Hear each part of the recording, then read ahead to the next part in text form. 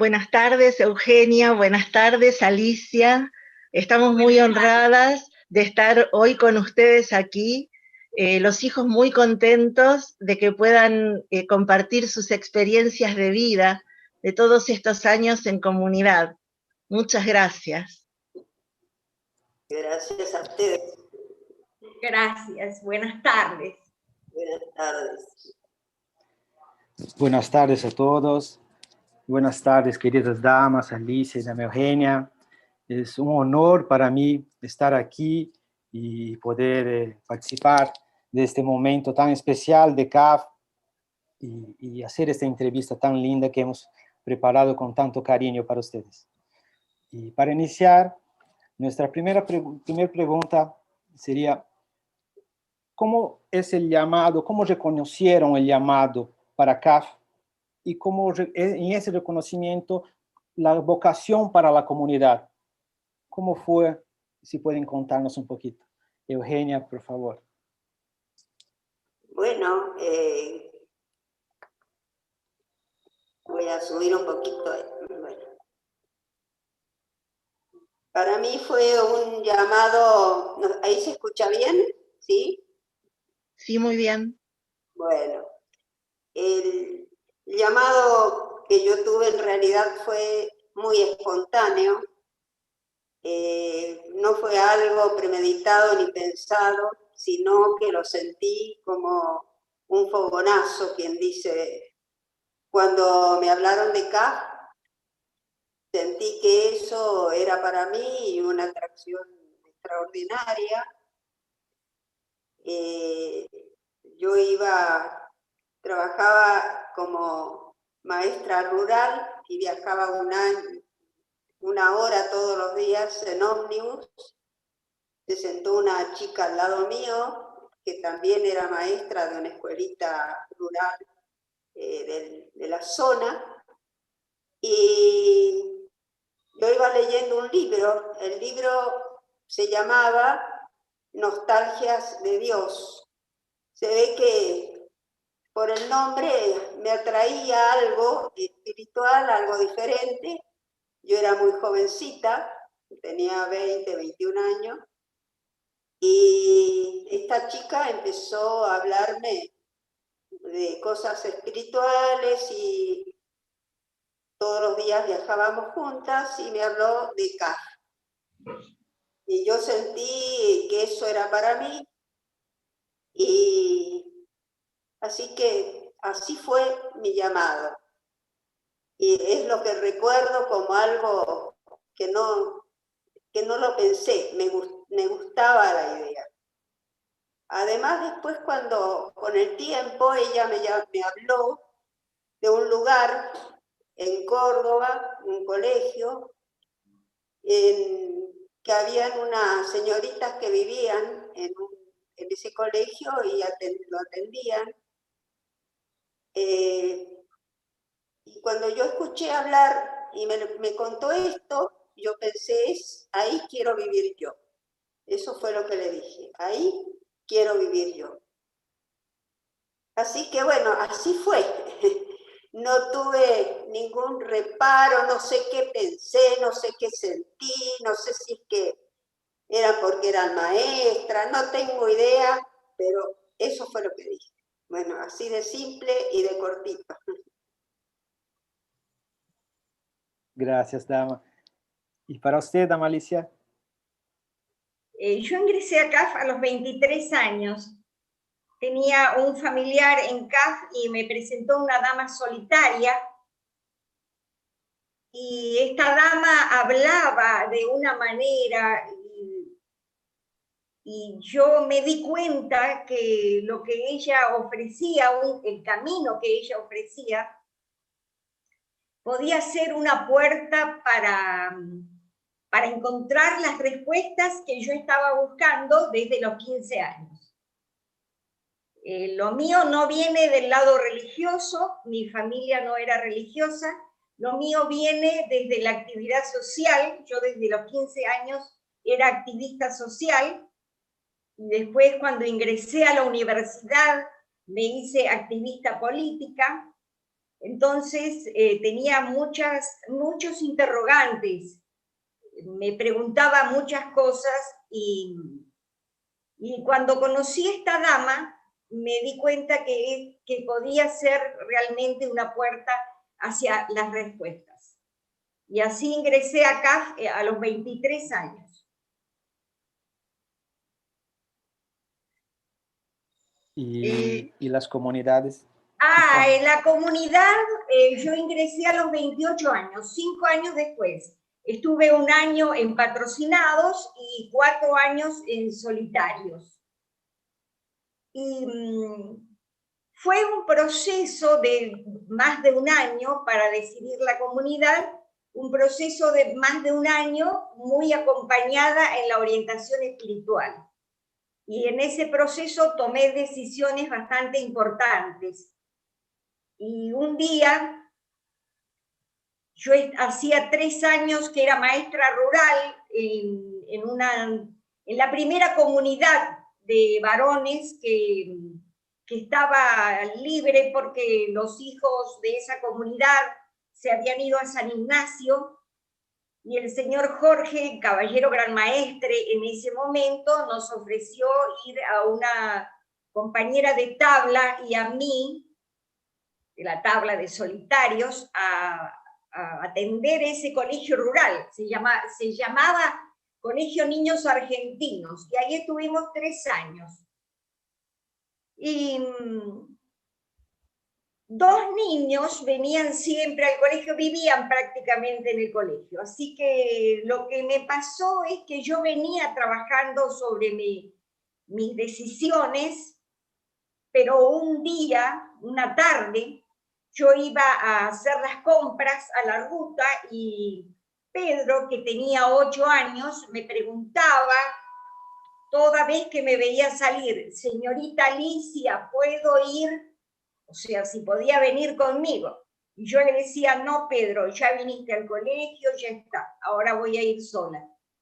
Y un día escuché la misma pregunta, me di vuelta y le dije: sí, Pedro. Y yo me di cuenta en ese momento que había aceptado vivir en comunidad, que había tomado la decisión. Esa fue para mí el instante de tomar la decisión. Muchas gracias. El ir a la comunidad ciertamente implica un cambio importante en la dinámica de la vida. ¿Cómo vivieron ustedes el dejar el círculo familiar para ingresar a la comunidad? ¿Y cómo evolucionó ese vínculo familiar a través de los años? Eugenia.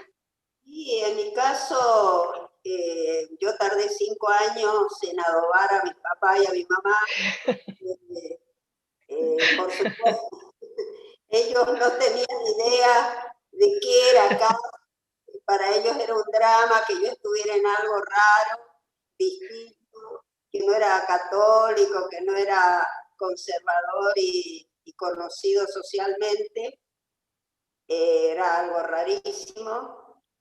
Y por supuesto me fue muy difícil. Yo sabía que iba a tardar en convencerlos, pero ellos siempre supieron que eso era lo que yo quería. Y cuando me querían convencer de otra cosa, yo le decía: no, yo no tengo vueltas, ya está. Así que fue difícil. Lo más que pude hacer es decirle: bueno, ya pasado los 5 años y que no me daban, no podían convencerme de otra cosa, ya decidí venirme.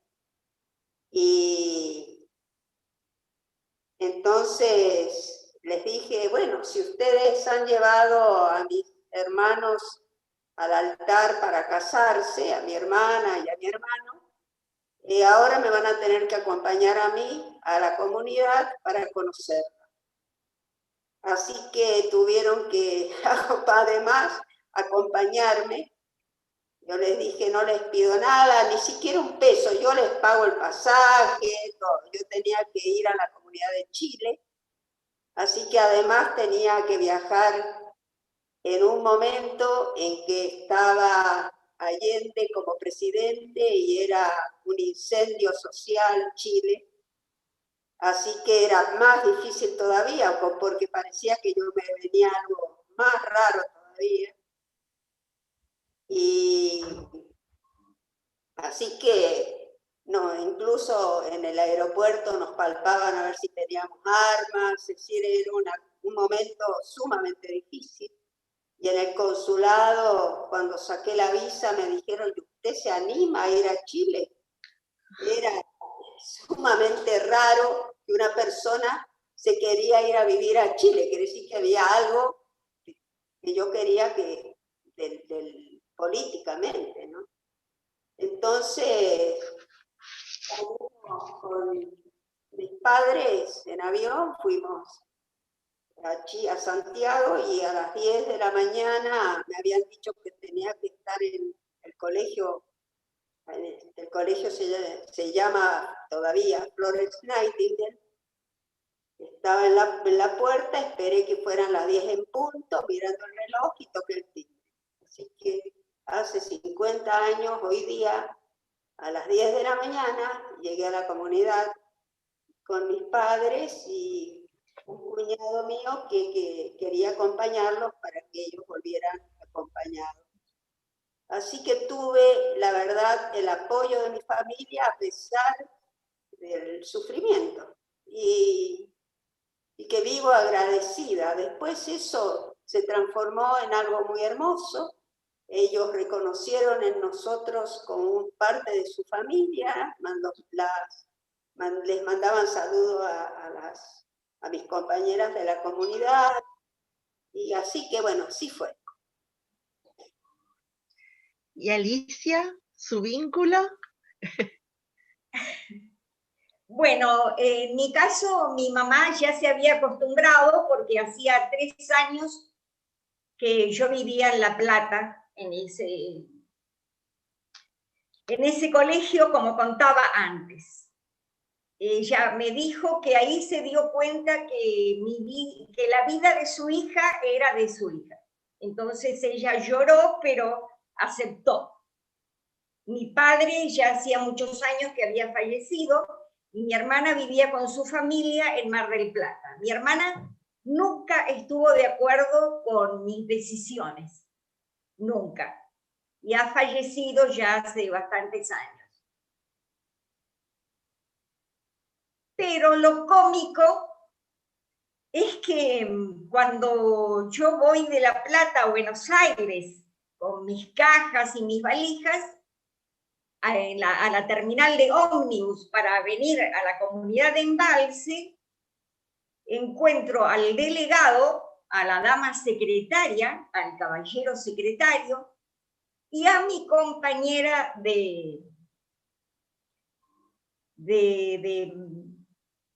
mi compañera de trabajo del colegio rural, Raquel. Y yo digo, ¡ay, pero Raquel está con los padres, con la hermana, con el cuñado, pero esto es una despedida con todo! No, no me venían a despedir a mí, la venían a despedir a ella, porque nos íbamos las dos a la comunidad.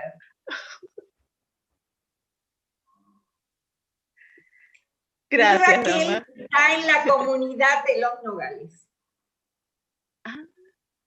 Sí, Gracias. solo por algunos años no estuvimos juntas en la comunidad, pero los años que yo estuve durante la dictadura en la comunidad de Cochabamba, Bolivia, esos años estuvimos separadas, pero en general hemos compartido todos los años de la vida de comunidad.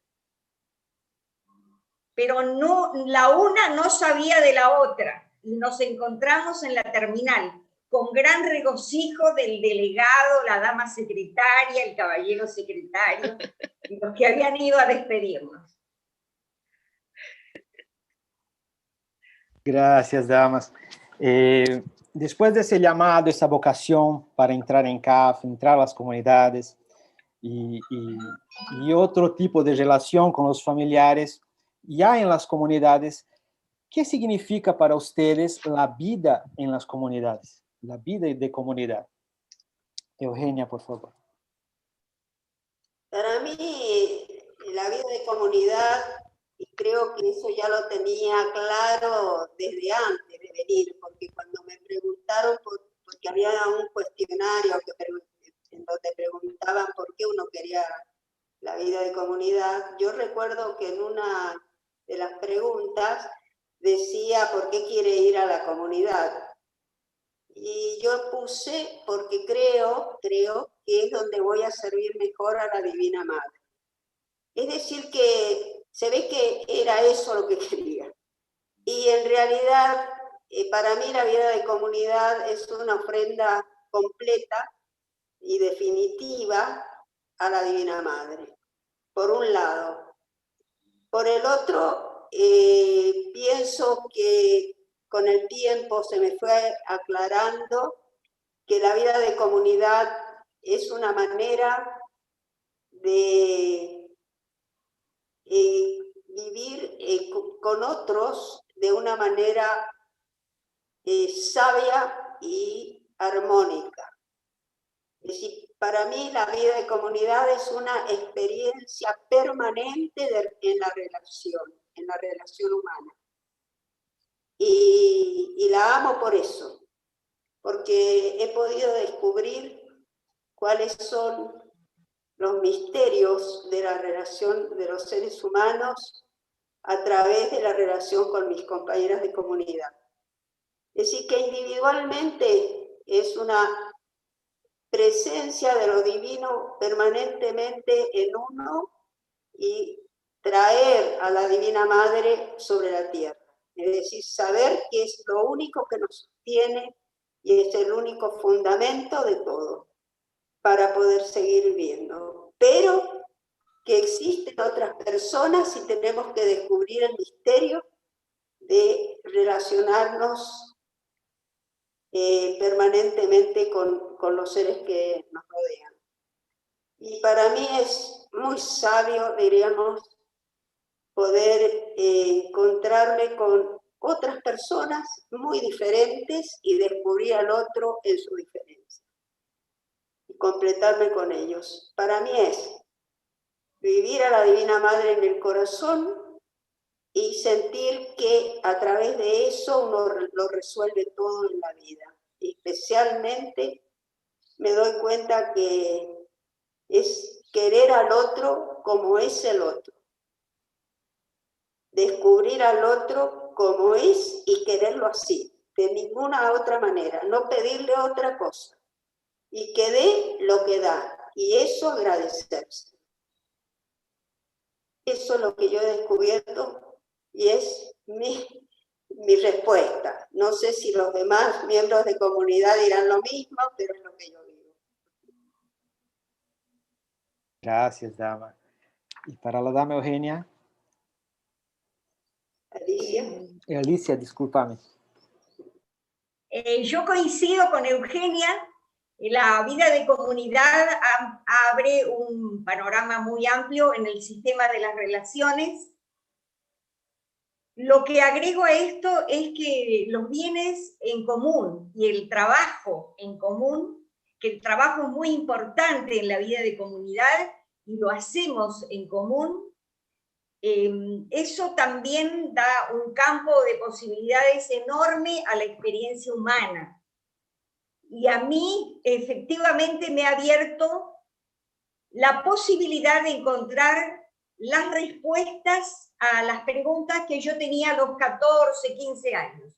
Yo he encontrado las respuestas, no las que soñaba, no las que idealizaba, pero sí verdaderas respuestas. Y eso es porque la vida de comunidad da esa posibilidad. No da la realización de las posibilidades. Eso lo dijo Santiago Bovicio cuando fundó las comunidades. No da la realización, da la posibilidad, el campo, abre el campo de posibilidades. Y yo lo veo en la relación humana, en el trabajo concreto y en en el trabajo creativo, concreto, en el trabajo de ganarse la vida, en el trabajo compartido, en el trabajo con otros. Y también lo veo en el uso de los bienes en común y la conquista de bienes en común también.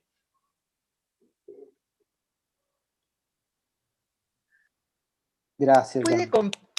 ¿Puede compartir, dama Alicia, algunas de esas respuestas que encontró a sus preguntas?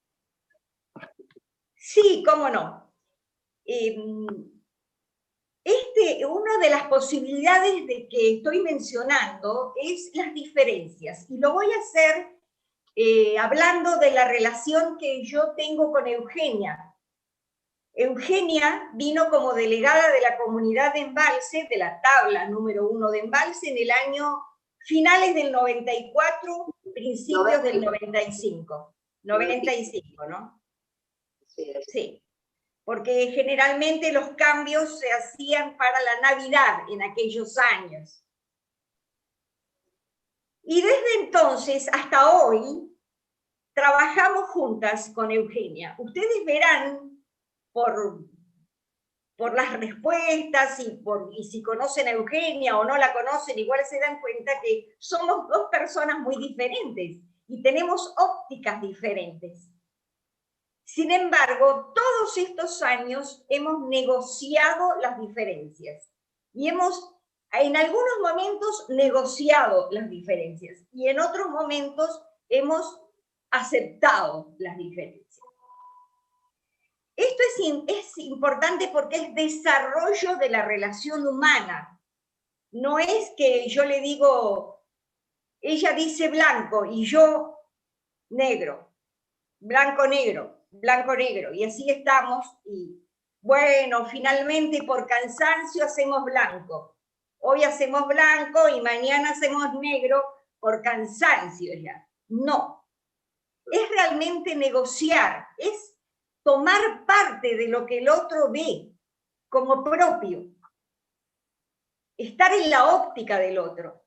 Y probemos, no estoy convencida, pero probémoslo cómo sale.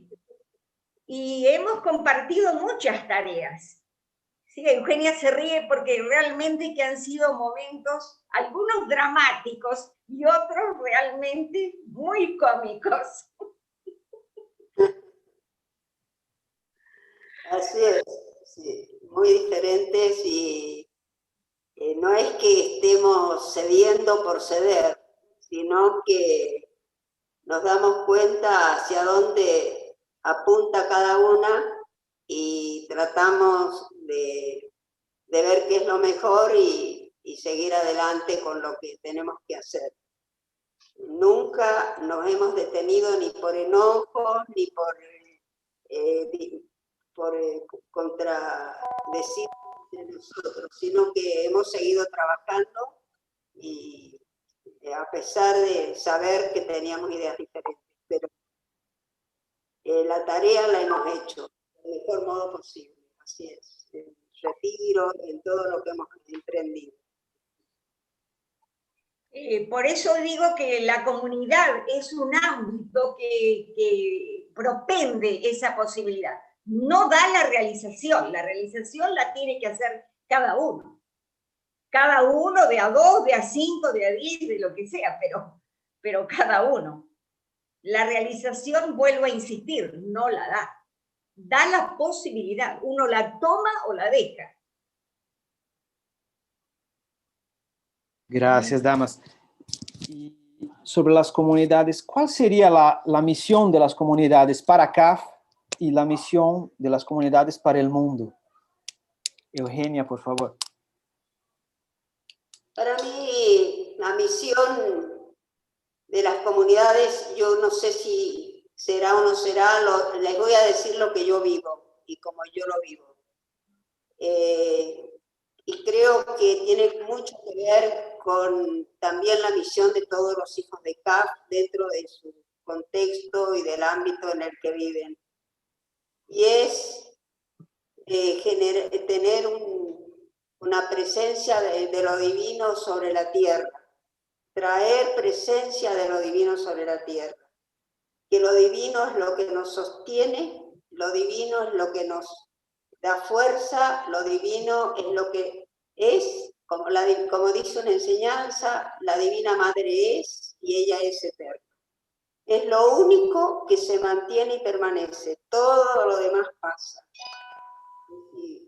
Así que, por un lado, esa es la misión, y por el otro, como decíamos recién, relacionarnos con la diferencia, relacionarnos con lo diverso, saber que cada ser humano es distinto y quererlo como es, y saber que hay una posibilidad de vivir con armonía. Gracias. ¿Y para usted, Amalicia?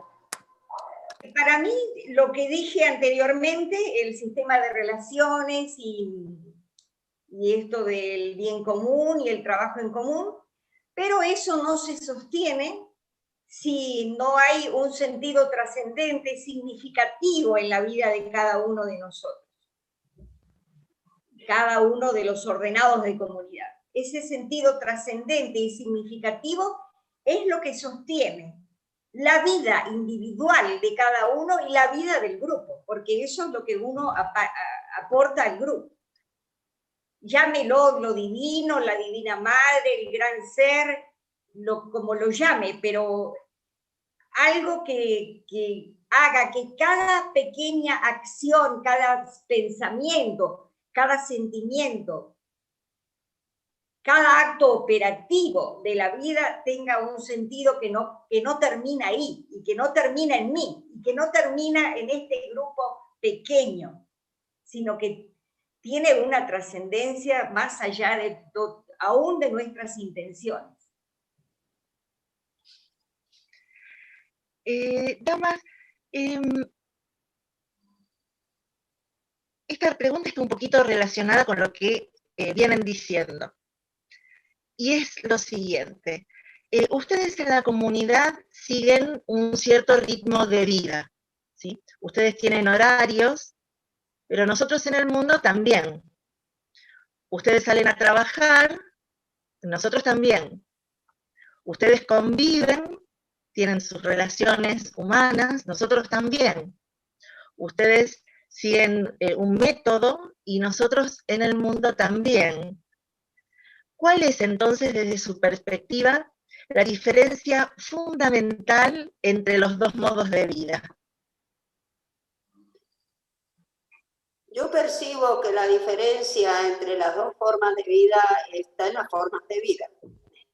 Y como usted dice, todos tenemos obligaciones, todos tenemos una realidad humana que compartimos. Como seres humanos tenemos las mismas cosas que tienen los demás.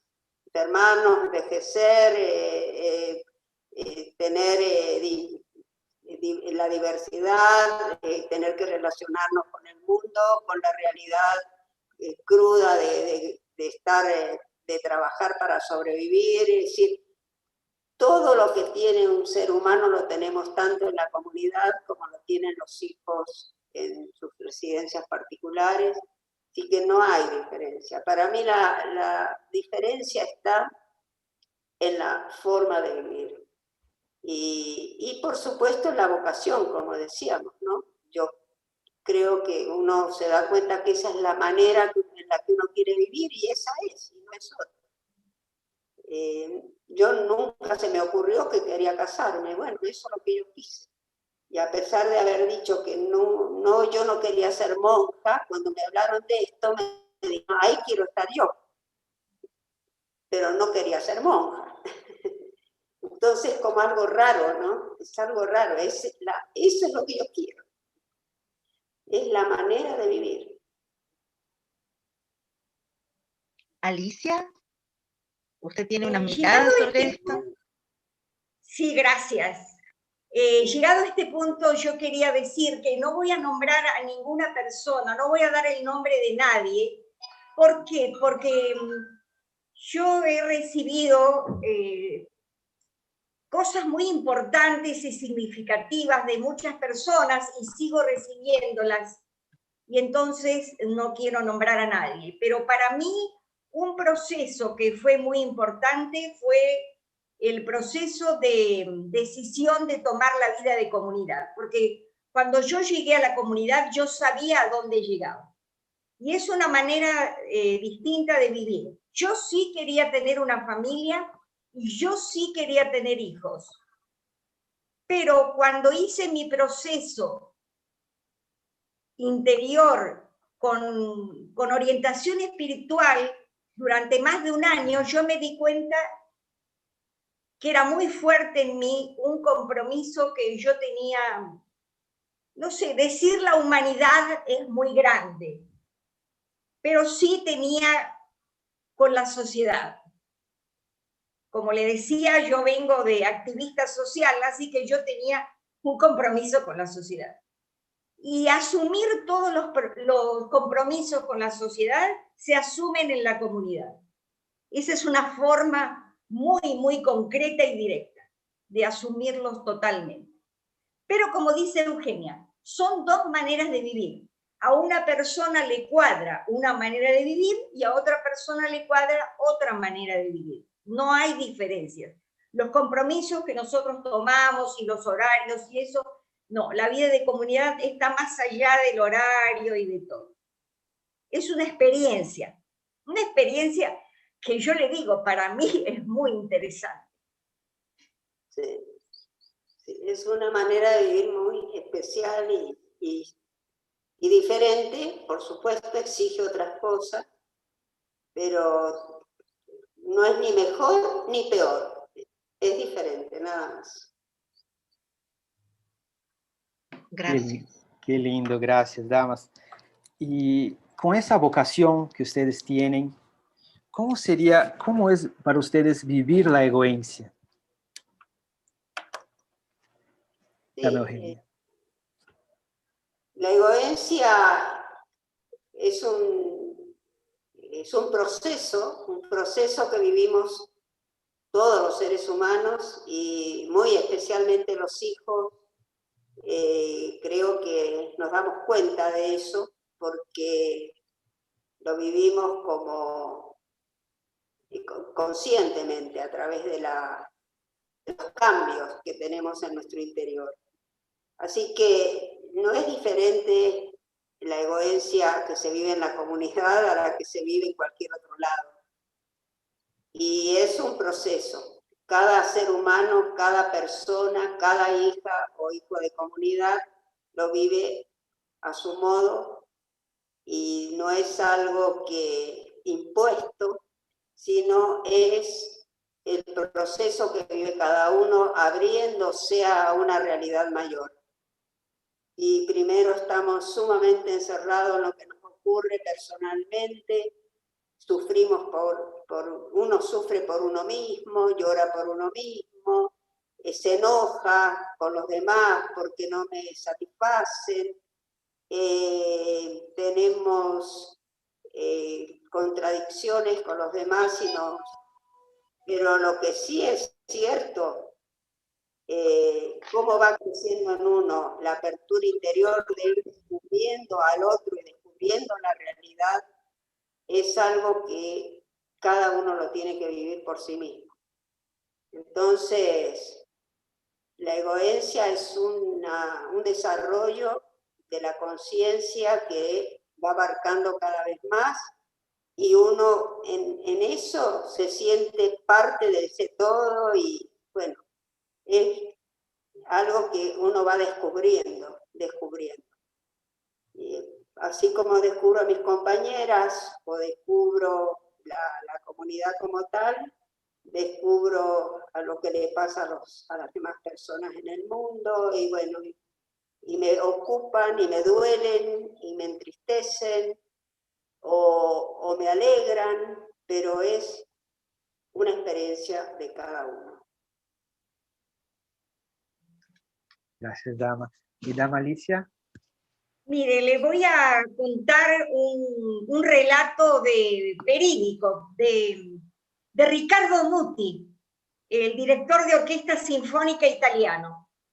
Él dijo que fue a visitar a su maestro de dirección musical, porque empezó a pensar, ¿y yo como director de orquesta qué hago? Porque el violinista carga el violín, toca el violín, la cantante usa su voz, pone su voz, y cada uno de los músicos carga su instrumento y le saca sonidos, pero el director, ¿qué hace? Se para delante de todos con una varita, no hace nada. Y dice, estaba con ese problema y voy a Vittorio Gui, que tenía 91 años, y le digo, mire, me he estado preguntando, ¿qué hace un director de orquesta? Y entonces el maestro Vittorio Gui le dice, yo recién ahora que tengo 91 años estoy empezando a saber qué significa eso. El director de orquesta ensambla los sentimientos de los músicos y lo lanza hacia el infinito. Y el infinito es Dios. Entonces sabe que no va a llegar y que siempre tiene otro horizonte, pero siempre lo está intentando. Yo creo que la egoencia es ese proceso de intentar siempre unirse a los demás, unirse a lo divino, unirse a la totalidad de las almas, unirse a la humanidad. Y uno no sabe cuándo va a lograr, porque siempre hay otro horizonte, pero siempre lo intenta. Así es. Gracias. En la sociedad en general ha habido muchos cambios en los últimos años y en CAF, lógicamente, también. ¿Cómo evolucionaron las comunidades desde la época en la que ustedes ingresaron hasta el día de hoy? Sí, las comunidades han tenido cambios como tiene la vida del ser humano sobre la tierra. Han habido muchos cambios en nuestra sociedad que también nos han presionado sobre la comunidad. Por lo que yo veo, por ejemplo, nosotros no podíamos mirar a través de las ventanas, lo que era una de nuestras reglas de comunidad, no mirar a través de las ventanas lo que pasaba afuera. Y resulta que ahora nosotros tenemos un televisor y miramos el portón a ver si viene o no viene alguien, y vemos pasar los autos por la carretera y vemos qué está pasando. Es decir, que la tecnología, ahora antes teníamos un teléfono que lo atendía una sola, que era la delegada o la encargada del colegio o lo que fuera. Ahora cada una tiene su celular. Entonces, han habido cambios, y cambios muy fuertes, y aunque parezcan pavadas estos ejemplos que estoy dando, presionan en nosotros para hacer nuestro trabajo interior en forma más libre y más responsable.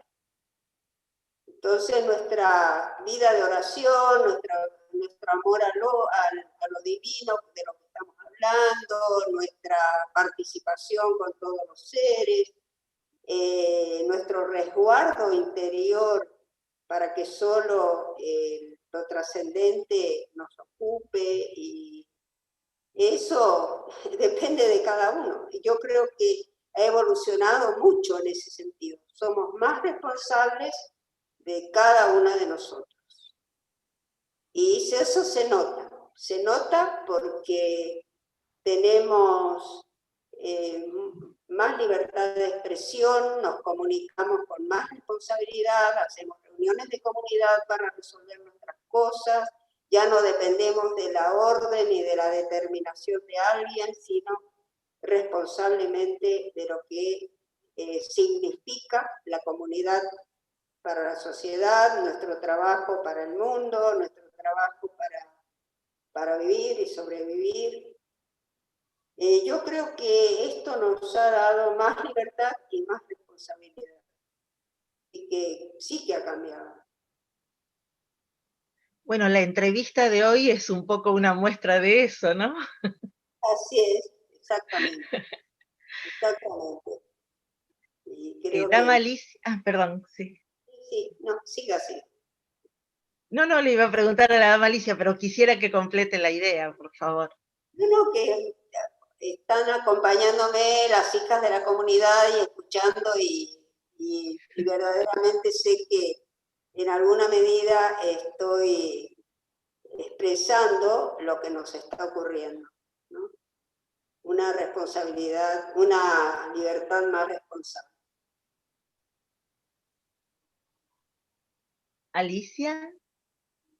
Sí, yo coincido totalmente con Eugenia desde mi experiencia y veo que la comunidad, la primera, que es nuestra tabla, comenzó hace 71 años, acaba de cumplir 71 años la tabla número 1, la fundó Santiago Bovicio, eran 3 hijas las que estaban en la fundación, y la fundó como una comunidad educativa, porque eso es lo que tenían un colegio. Y después, con el tiempo, don Santiago le dio un formato bastante monástico y como para con reglas y normas que se adaptaran justamente a una comunidad educativa. Con el tiempo empezamos a tener otros emprendimientos y de maestros nos hicimos obreros. Y al ser obreros también cambió nuestra perspectiva, nuestra vida. Después fue cambiando, como dice Eugenia, y creciendo los hijos de comunidad justamente en los 2 puntos que tocó Eugenia, en libertad y en responsabilidad. No tendría más para agregar que eso. Gracias. Qué lindo, damas, gracias. La idea de comunidad es todavía una idea avanzada, sigue siendo en nuestra sociedad una idea avanzada y revolucionaria, ¿no? ¿Ustedes han pensado en otras modalidades para las comunidades, otro tipo de arquitectura? ¿Qué piensan sobre eso? Y si pueden contarnos un poco. Gracias. Bueno, yo he leído mucho sobre comunidades y veo que tienen mucho en común, un propósito en común los une a las personas que forman la comunidad.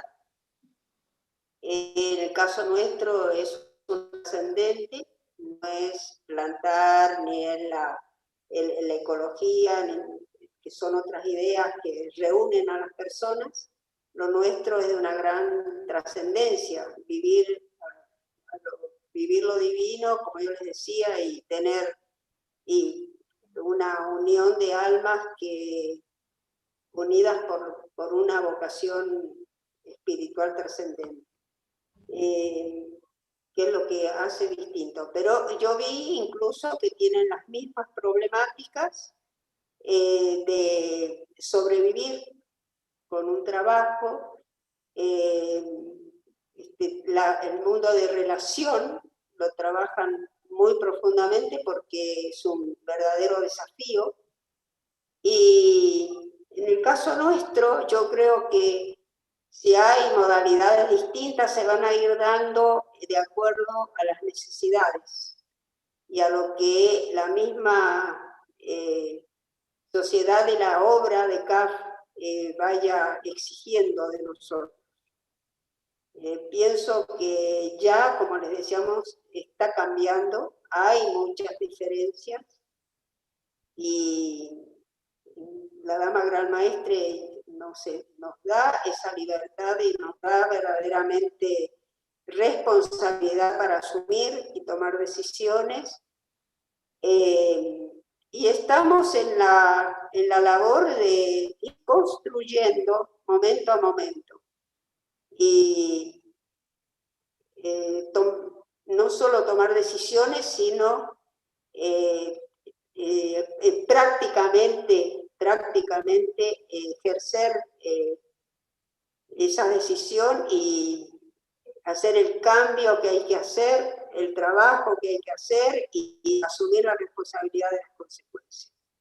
Eso para nosotros es muy claro y creo que si van a haber cambios, ya están produciéndose y van a depender de lo que nos pida la sociedad y la obra. Gracias.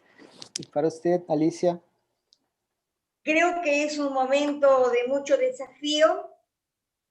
Como coincido con Eugenia que la idea de comunidad está muy actual. Hay muchos intentos de distintos tipos de comunidades, y nuestras comunidades entrarían en el tipo de las intencionales, o sea, de las que tienen cohesión a través de una idea espiritual, de una propuesta espiritual.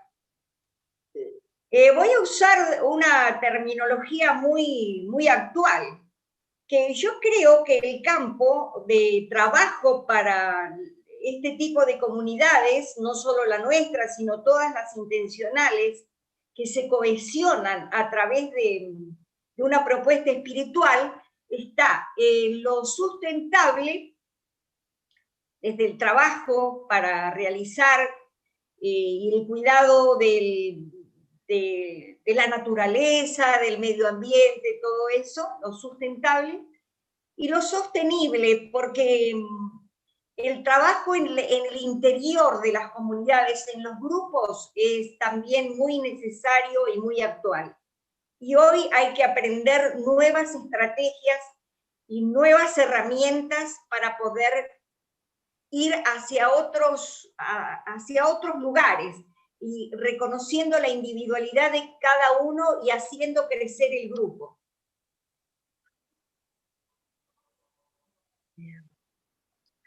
Gracias, damas.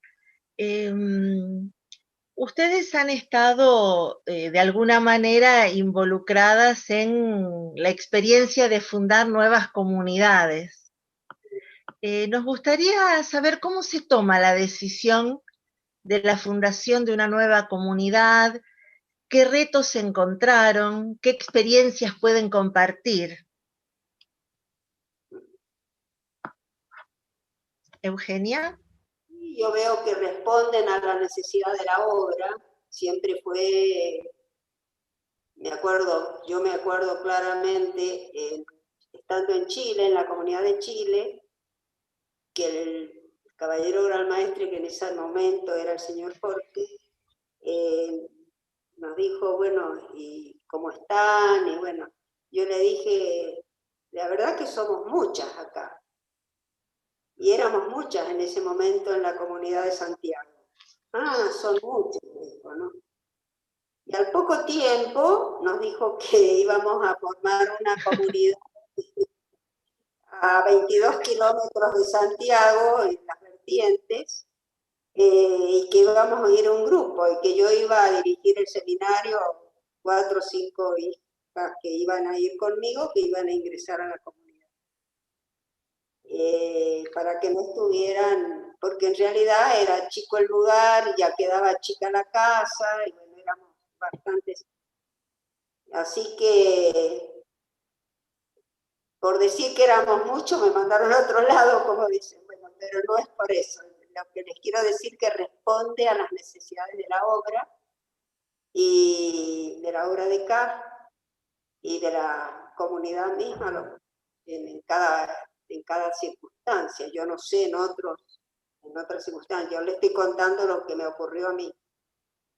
Y fuimos a vivir a las vertientes, en donde al poco tiempo se cerró el colegio de acá de Embalse, y llegaron como 5 o 6 hijas más, ya no teníamos lugar tampoco para estar, y empezamos a construir una casa.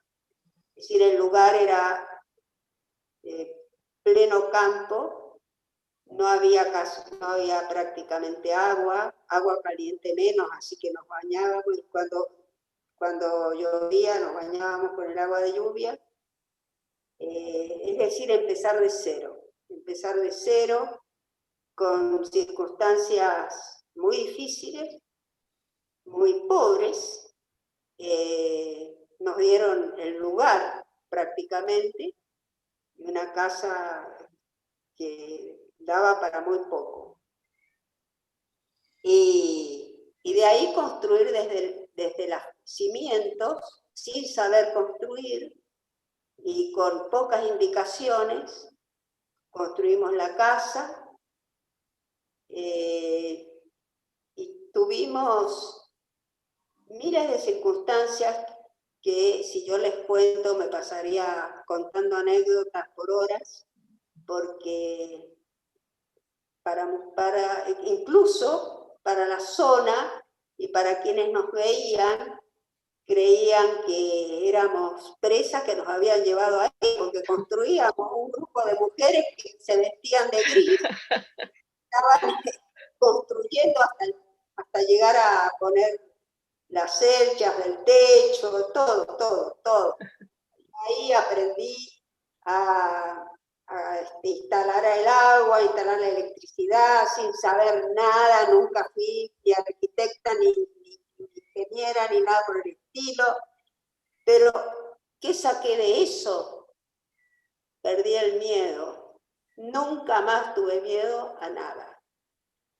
Que sea lo que sea y apechugar para adelante. Porque todo parecía nuevo, distinto y una verdadera proeza. Así que más o menos les cuento lo que fue. Ahí no había calefacción, no había agua caliente, no había nada. Y muchas veces no había ni siquiera agua y teníamos que quitar en baldes el agua de lluvia, que por suerte llovía mucho. Así que, pero era muy rica el agua. Y la casa no se vino abajo. Agradezco la experiencia y es inolvidable. Lo que aprendí ahí me sirvió para toda la vida. Gracias, dama. Alicia, usted también tuvo la experiencia de la fundación, ¿no? En Bolivia estuvo.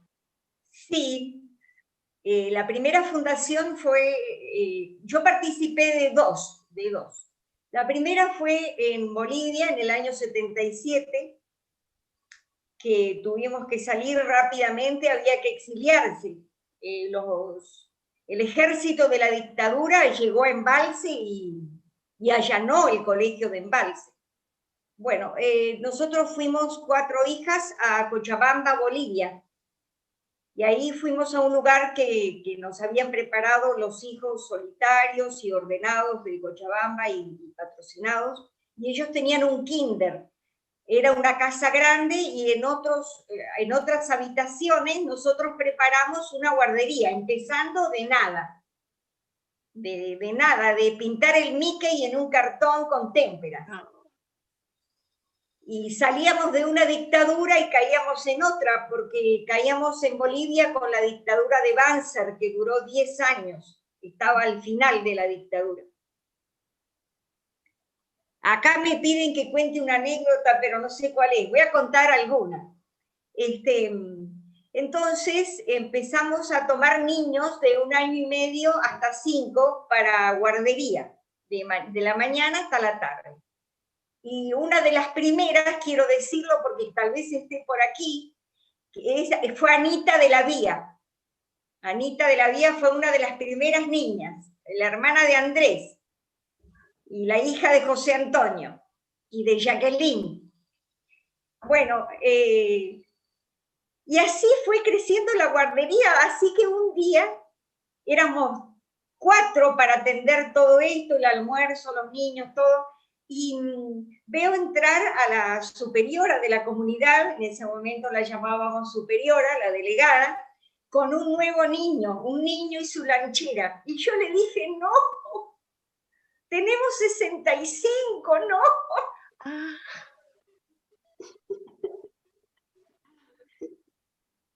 O sea, fue una bendición. Quiero decir, dar otro dato de las fundaciones. Lo interesante es la presencia del protector. En nuestro caso era la protectora, Ana de Jesús. Y uno tiene que hacer todo, el radio de estabilidad, adaptarse al país, a las costumbres del país, y cuando no al idioma del país. Es toda una experiencia fuerte y que hace que uno le pierda el miedo a las cosas de la vida.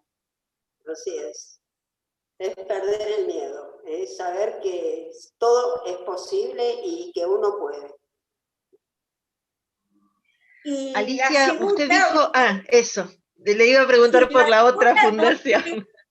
Sí, no, la segunda no fue una verdadera fundación, sino que éramos muchas hijas en Embalse, en el Cerro de Embalse, ya éramos muchas, y entonces el caballero gran maestre, en ese momento el señor Jorge, nos designó a un grupo para venir a un lugar donde había estado una comunidad de solitarios hasta el año 79 estuvieron, pero no pudieron quedarse por el tema de la dictadura militar también, y vinimos a organizar desde la nada, desde tener que estudiar para ver cómo era, un hogar para personas mayores. Y ese hogar funcionó acá en la comunidad de Los Nogales 11 años. Eso no fue una verdadera fundación en el sentido de que no era otro país, no era otro idioma, no era casi un radio de estabilidad distinto, sí, eso sí, pero a 24 kilómetros del Cerro de Embalse, tampoco era una gran distancia. Pero bueno, fue un desafío muy, muy interesante. Gracias. Gracias, damas.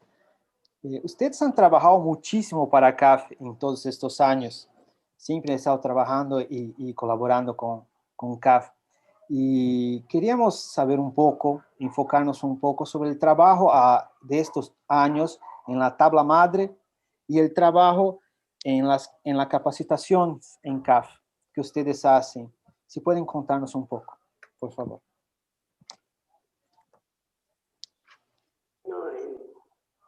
Mi trabajo en la tabla madre, yo lo agradezco porque me dio una visión mucho más universal y trascendente de la obra de CAF. Uno en general, cuando vive en su tabla, en su grupo, cree que eso es CAF y que es todo lo que uno entiende como CAF. Pero a través de un contacto con todos los radios, con todos los grupos, con todas las tablas, con toda la realidad y la responsabilidad que tenemos para la obra, se genera un sentido mucho más profundo de cuerpo místico, de sentido de totalidad, de responsabilidad misional de CAF en el mundo, y yo estoy muy agradecida en ese sentido porque me dio una visión que yo me doy cuenta, no todos pueden tenerla, porque es una gracia, es una bendición poder tener esa función que nos permite descubrir acá en toda su dimensión. Y yo creo que todavía me falta muchísimo, por supuesto, no es que crea que me doy cuenta de todo. Pero yo agradezco mucho la función dentro de la tabla madre porque me ha dado esa conciencia, una conciencia del cuerpo místico y de misión en el mundo.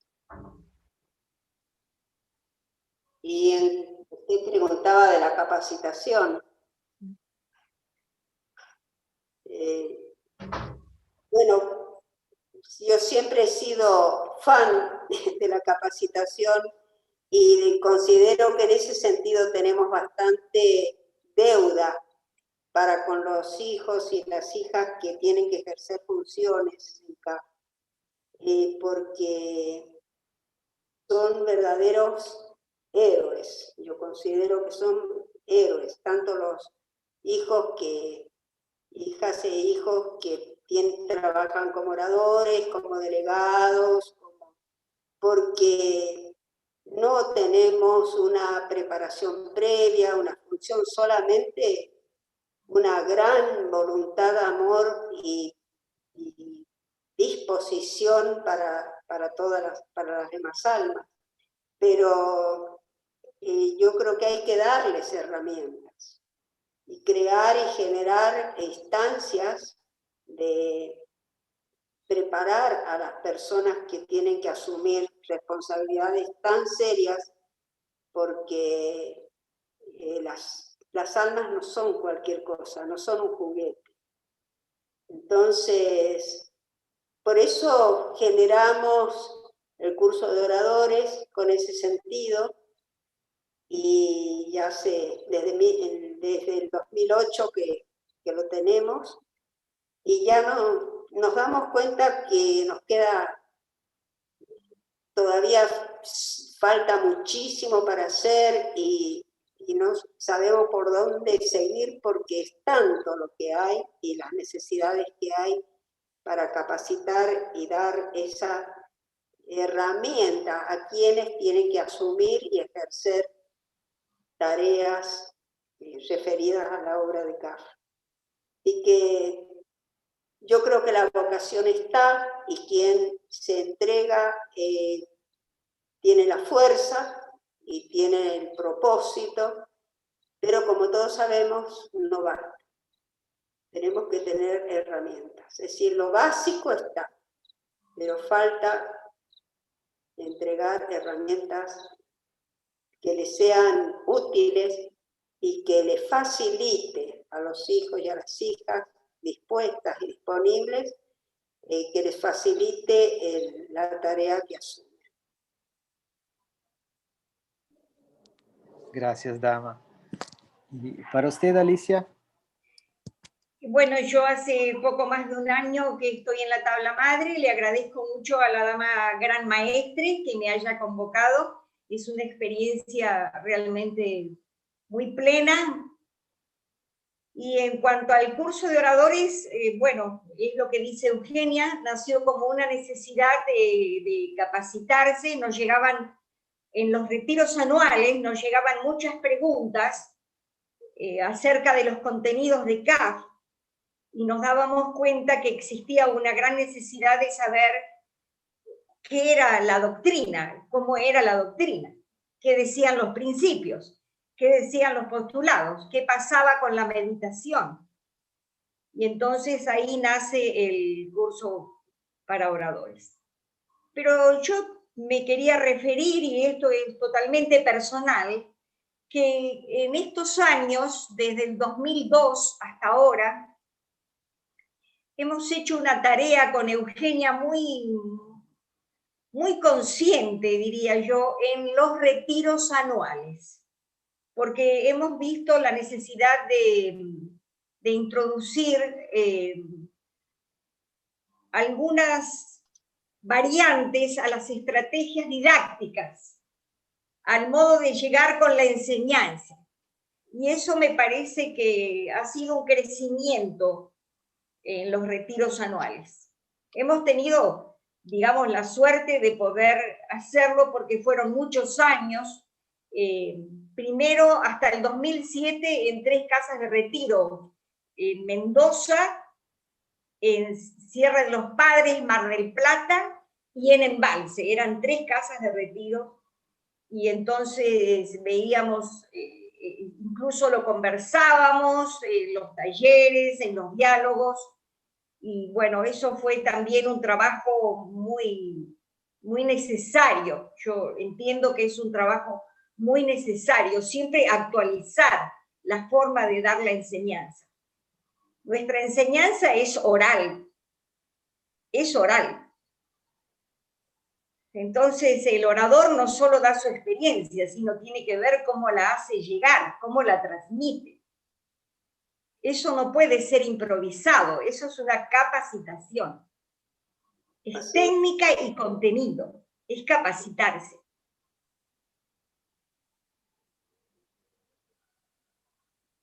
Bien, muchas gracias.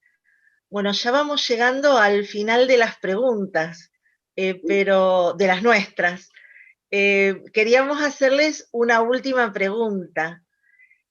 ¿Ustedes pueden darnos una frase que las haya acompañado en su vida, que les haya resultado de inspiración, una frase suya o de otro autor quizás, que ustedes quieran compartir con los hijos y las hijas hoy? ¿Y por qué? ¿Por qué esa frase es importante? Bueno, para mí lo más importante es el nombre de la Divina Madre. Es decir, mi mejor ayuda y compañera y que me acompaña permanentemente es repetir el nombre de la Divina Madre. Como algo señero y que me sostiene. Pero hay otra idea que quiero compartir y que me da mucha fuerza, energía y libertad interior y una gran paz. Y es saber que pasamos por este mundo. No somos nada. Y que este momento tan grandioso también pasa y yo voy a pasar y pasamos todos. Tanto es así que una de las enseñanzas que yo repito mucho es la síntesis espiritual de la ordenación y que me recuerda que lo único que nos sostiene es la Divina Madre y todo lo demás pasa, no queda nada. Pero, y eso me da una gran libertad, es decir, que no estoy esperando nada, no estoy queriendo nada, sino hay que hacer lo que hay que hacer en cada momento y asumirlo y tenerlo como algo fundamental, como les decía, apechugar en lo que nos cuesta, aprender de los errores, bueno, todo.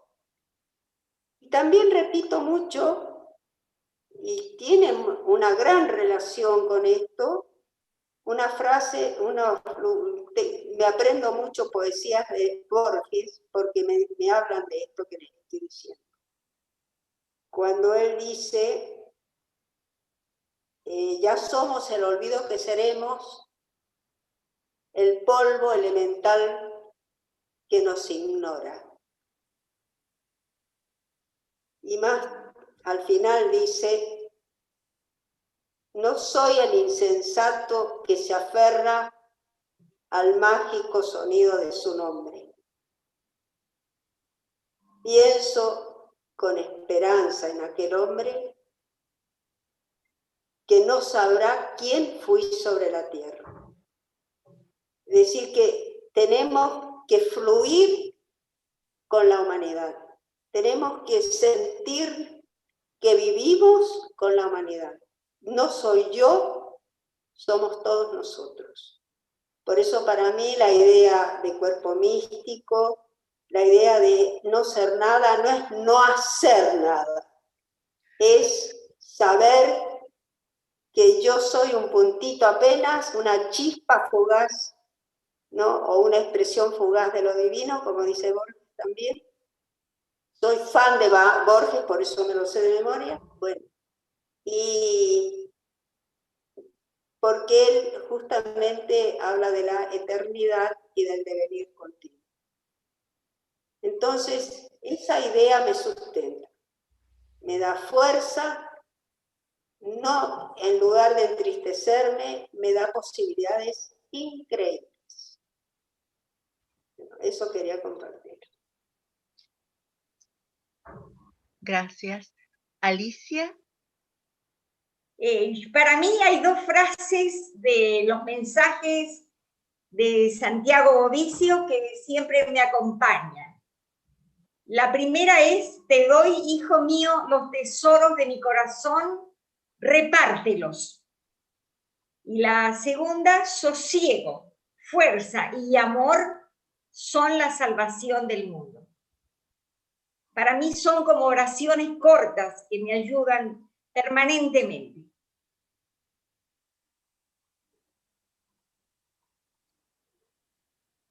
Gracias, dama. A las damas, nos gustó mucho. Aquí terminamos nuestras preguntas y voy a leer una pregunta que nos han hecho aquí en el chat. ¿Ya? Una pregunta es, ¿cómo reconcilian el desaparecer como un alma entre almas y florecer su condición única y irrepetible, manifestándose como individuales egoentes? De María Marcela, Bogotá.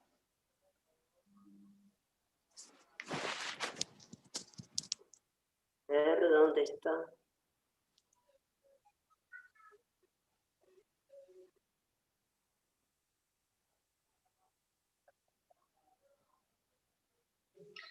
La puedo leer nuevamente. Sí, ¿Cómo reconcilian desaparecer como un alma entre las almas y por otro lado florecer su condición única e irrepetible, manifestándose como individualidades egoentes? Bueno, creo que es lo que yo les decía recién, sentir que uno es una nada no significa que uno se esconde detrás de las puertas para que no la vean. Al contrario, nos hace más responsables de lo que hay que hacer. Y por eso eso se expresa en la modalidad que uno tiene, como nos decía, como comentaba Alicia, cada uno tiene su modalidad, su manera de expresarse, su manera de hacer las cosas, una forma de ser, porque no podemos sobre la tierra cosas de otra manera, nuestra forma. Y por un lado, pero el sentido de fluir con el todo, de no tener algo personal en este devenir de la vida, nos hace florecer, pero en otra dimensión, Y yo creo que eso es la egoencia. Es cuando uno no está pendiente de la figura de uno, o de cómo uno se ve, sino de lo que hace falta hacer. Y uno se alegra con todos y se entristece con todos, y le duele lo que le duele al otro, y se alegra con lo que le alegra al otro. Entonces es de otra dimensión y de una envergadura mucho más universal, que yo creo que no tenemos ni idea hasta dónde puede llegar.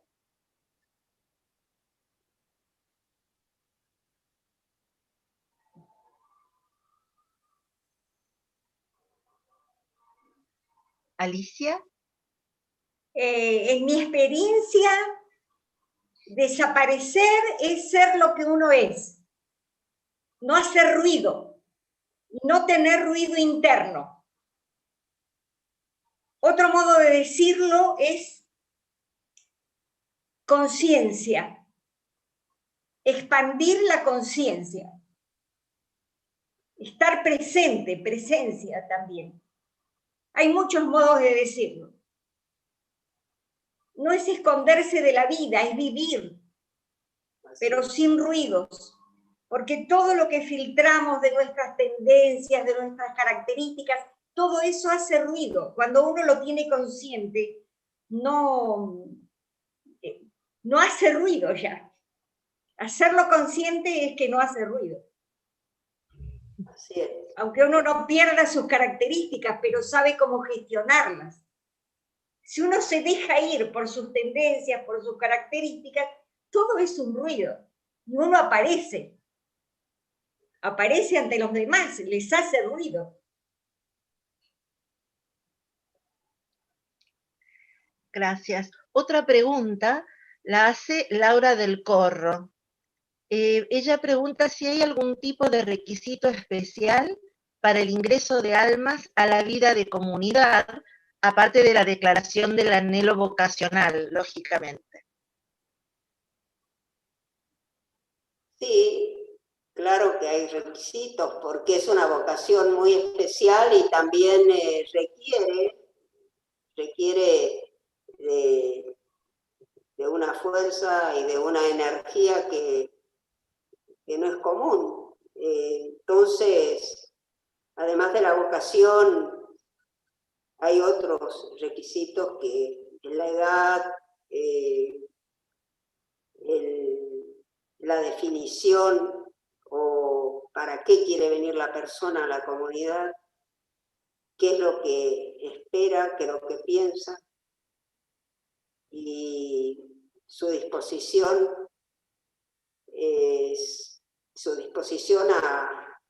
a descubrir la realidad, una realidad que la va a sorprender, porque una se hace una idea de la vida de comunidad, pero vivirla es descubrirla. Se descubre viviéndola. Es decir, de esto no se habla, esto se vive. Entonces, se necesita una fuerza muy especial y una determinación, como yo les decía, una determinación muy grande. Si no, uno se queda en pequeñas cosas, o si tiene sueños, o si cree que va a conseguir algo acá, no le sirve, no le sirve.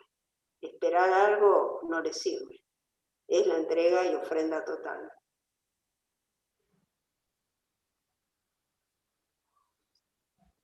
¿Alicia quiere agregar algo? Sí. Yo creo que definir una vocación para comunidad, la orientación espiritual es fundamental. Quizás lo diga porque yo lo viví así, porque en poco más de un año yo pasé de meditar los dos caminos, pero no la meditación de sentarse en la silla, sino de vivir en la ambigüedad de los dos caminos. Pasé al discernimiento y del discernimiento pasé a tomar la elección. Entonces entiendo que es que acá en esto de definir la vocación de comunidad es fundamental la orientación espiritual. Antes, durante y después.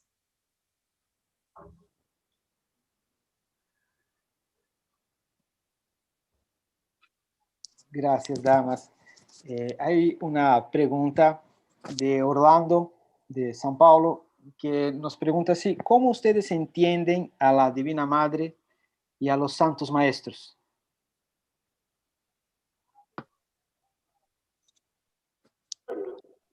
Yo creo que no es algo que ocurre en nosotros y que también es un proceso, porque a lo mejor fue de una manera y hoy ha ido cambiando. No es una manera de entender a la Divina Madre, es una manera de vivir, es una manera de vivenciar. Y eso nos va ocurriendo en nuestro interior.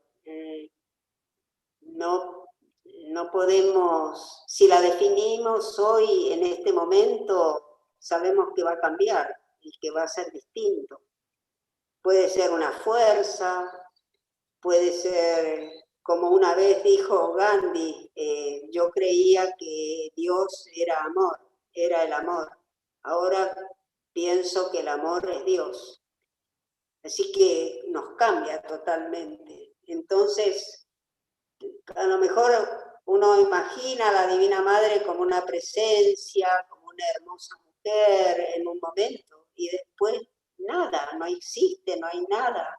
Es solo un poder, una fuerza, algo que me llama, que me atrae, que no sé qué es. Bueno, todo cambia en nosotros y es misterioso. es un gran misterio. Gracias. ¿Y para usted, Alicia? Yo creo que también, como Eugenia, la Divina Madre es un misterio y que alternativamente la Divina Madre es una palabra, es un sentimiento y es una presencia. Hasta que la Divina Madre es todo. Y donde uno va con la mirada, ahí ve a la Divina Madre. Y los santos maestros son seres que se han dado cuenta y además lo han realizado. Han puesto todo para realizarlo. Sí, han expandido su conciencia a la totalidad. Y así por eso nos acompañan, porque ellos saben lo que es el día a día nuestro. Por eso es bueno recurrir a los santos maestros, porque ellos saben lo que es esto. Saben lo que es la dama del velo negro, el abismo, los dos caminos, el estandarte, el templo de oro, el velo de Ageia y la resurrección de Jesús.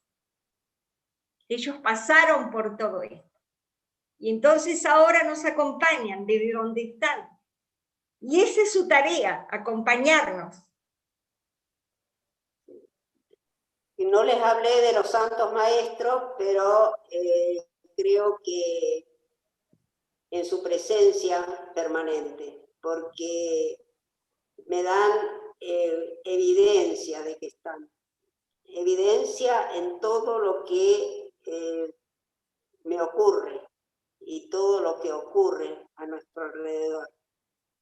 Entonces, yo siempre invito a que recordemos que tenemos protectores y que tenemos un protector en la tabla que está para codo a codo, como dice Alicia, porque saben lo que nos ocurre y cómo nos ocurre y lo que sufrimos y lo que tenemos que hacer y las dificultades que tenemos.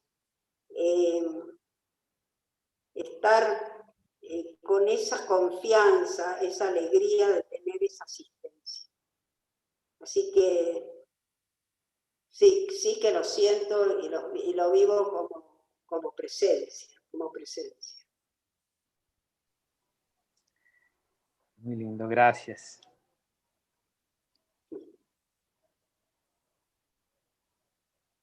Tu micrófono, Silvia. Muchas gracias, damas, por esta conversación. Las comunidades están presentes hoy con nosotros a través de una presentación para acercarse a los hijos de esa manera, que conozcamos cada una de esas comunidades, ¿sí? Las comunidades de CAF.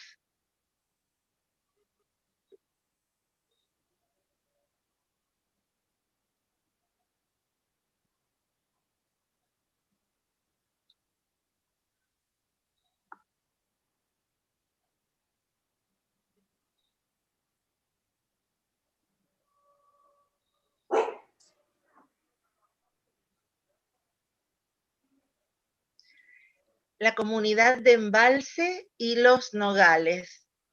Su fundación el 6 de noviembre de 1949. Su protectora, Santa Francisca Romana.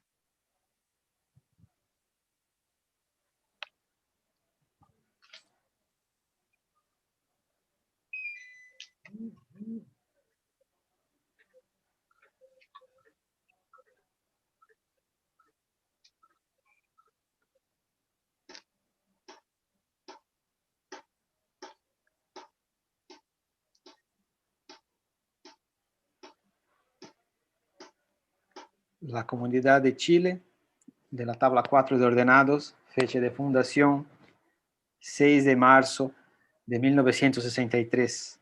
Protector, Maestro Lago. Iago. Comunidad de Macú.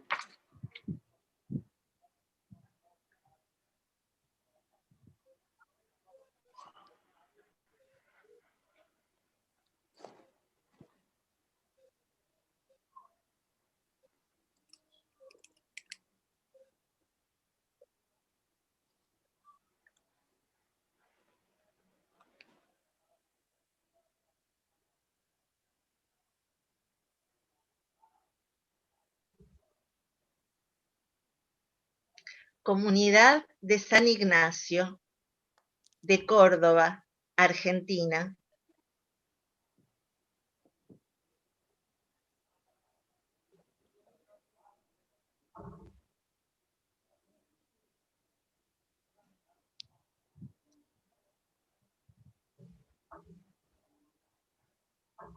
Fundación 3 de marzo de 1964.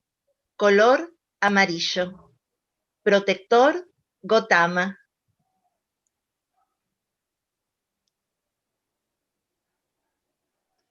Comunidad de Paine, Chile. Fundación 1 de junio de 1968.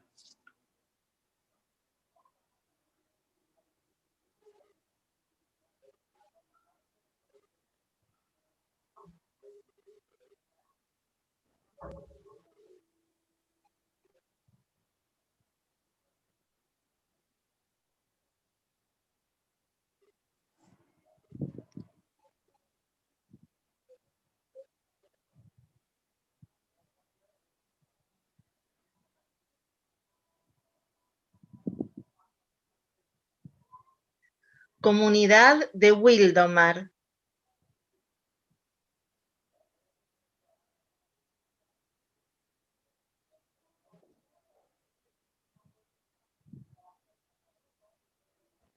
Estados Unidos, California. Tabla de ordenados de comunidad número 7. Fundación el 9 de marzo de 1969.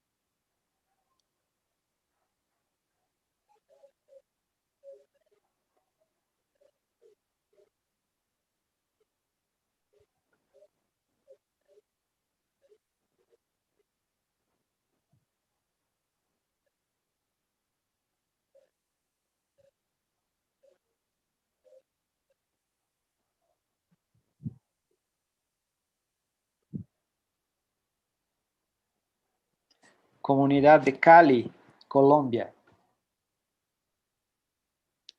Fundación 15 de octubre de 1969. Protectora Teresa de Jesús.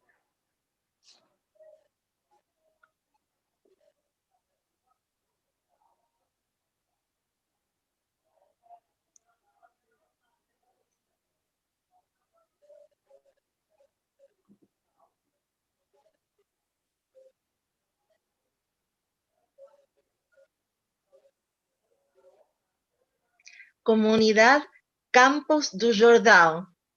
Tabla número 9.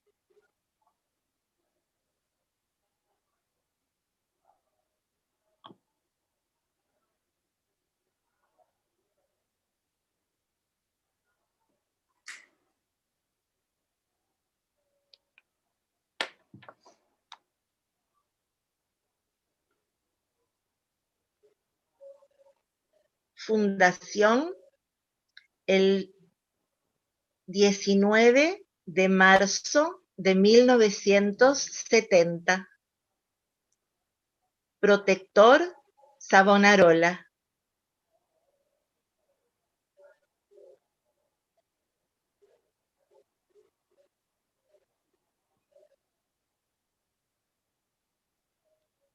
Comunidad de Brasilia.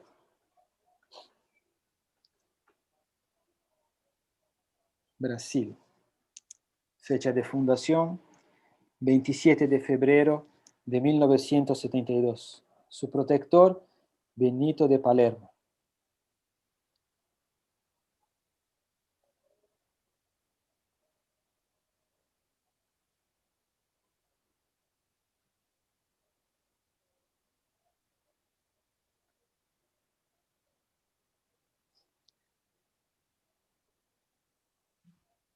Comunidad de Brasilia.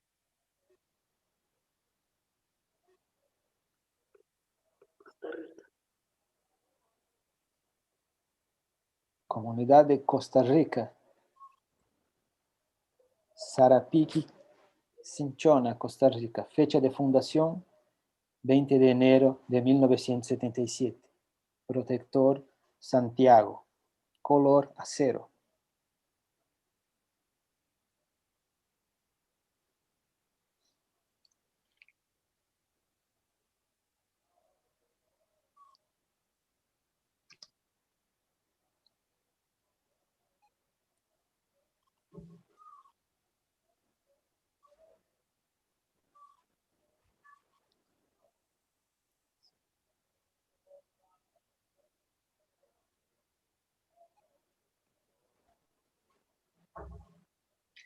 Tabla número 14 de ordenados de Isla Bonita, Cinchona, Costa Rica. Fecha de fundación, 20 de enero de 1979. Protector, Juan de la Cruz. Color de la tabla, azul.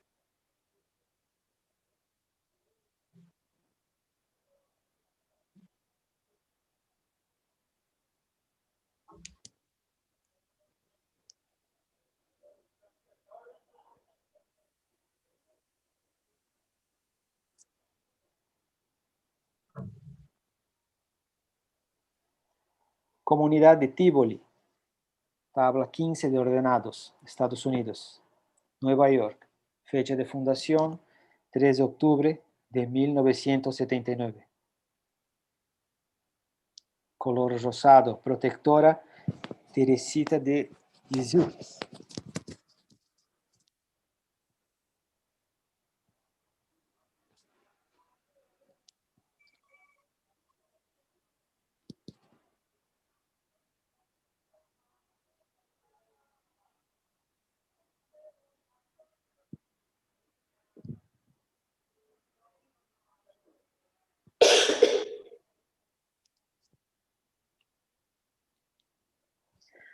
Comunidad de Yorktown. Tabla número 2 de ordenados de Yorktown. Fundación de la comunidad 3 de octubre de 1979. Fundación de la tabla 13 de junio de 1953.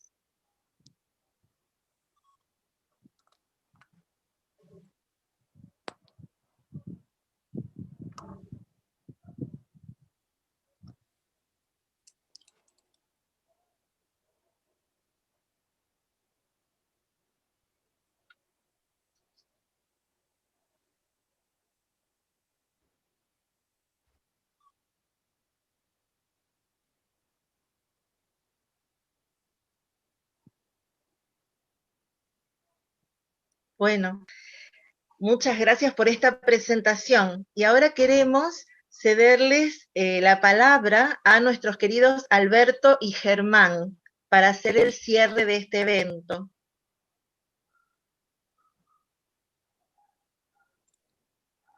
El micrófono, Germán. Bueno, ahora haremos una presentación realizada por los hijos e hijas que trabajan los cursos de capacitación en ofrenda por el acompañamiento de Eugenia y Alicia.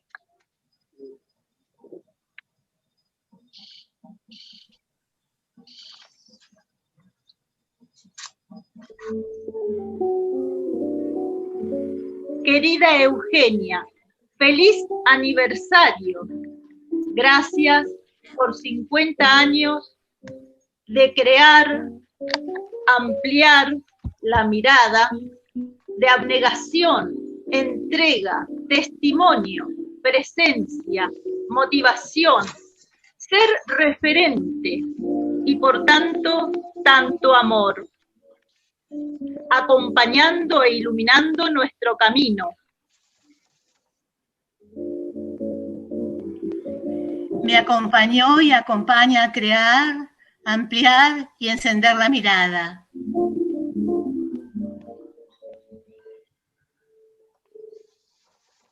Abnegación. Con su ser comprendí que ser pleno en la ofrenda te convierte en un reflejo de la Divina Madre. Entrega. Me mostró cómo entregar todo al amor, absolutamente todo, y así aprendí a confiar. Testimonio de armonía entre sentir, pensar y hacer.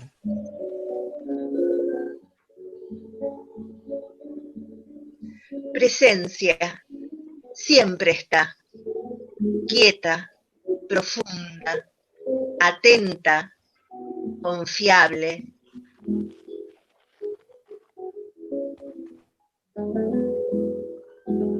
Motivación. Como siempre nos dice nuestra querida dama maestra Eugenia, sigamos adelante.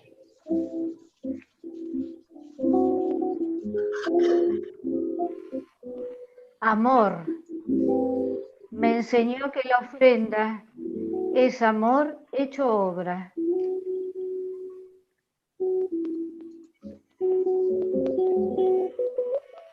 Referente. Su ejemplo despierta en mí la fuerza para descubrir mis propios recursos. Vayan en nuestras palabras de amor, las palabras de muchos hijos e hijas que han colaborado con Eugenia en los cursos de capacitación de CAF a través de los años. Y vaya hoy también un abrazo especial a la querida dama maestra Alicia, colaboradora permanente en el área de conferencias y capacitaciones de CAF, siempre con su amorosa y alegre disposición. Es este un homenaje para Eugenia y Alicia del equipo de capacitaciones de CAF.